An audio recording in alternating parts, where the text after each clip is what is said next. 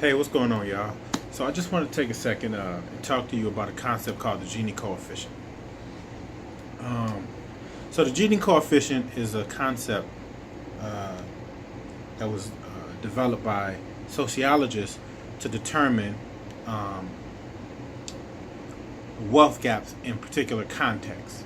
And one of the things they found in the discovery of tracking wealth gaps in in these social contexts were that as the Gini coefficient increased, violence increased in parallel.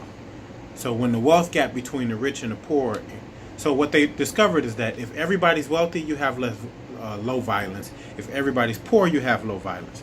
But if you have a context where wealthy people and poor people are in a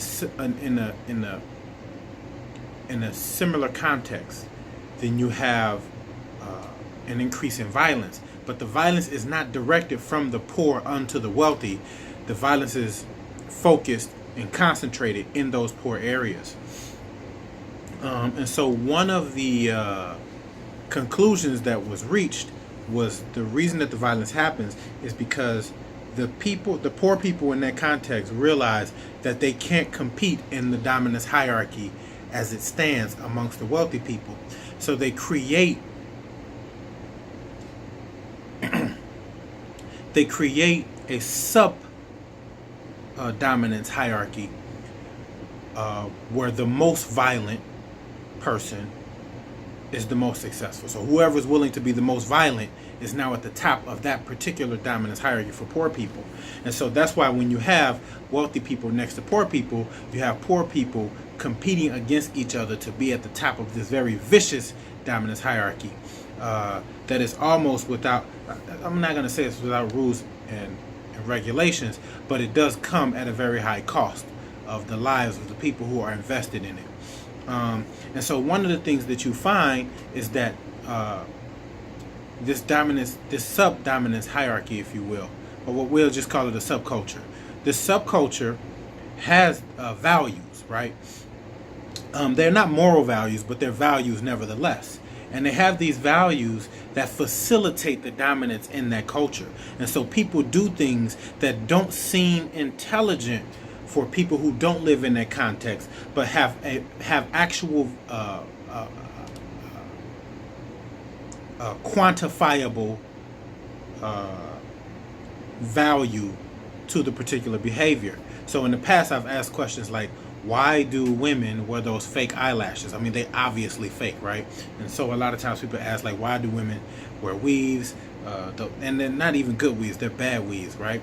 Why do black men kill each other? Well, understand that the competition amongst the poor is fierce and not cognitively reasonable, but situationally reasonable. It makes sense in the given context, right?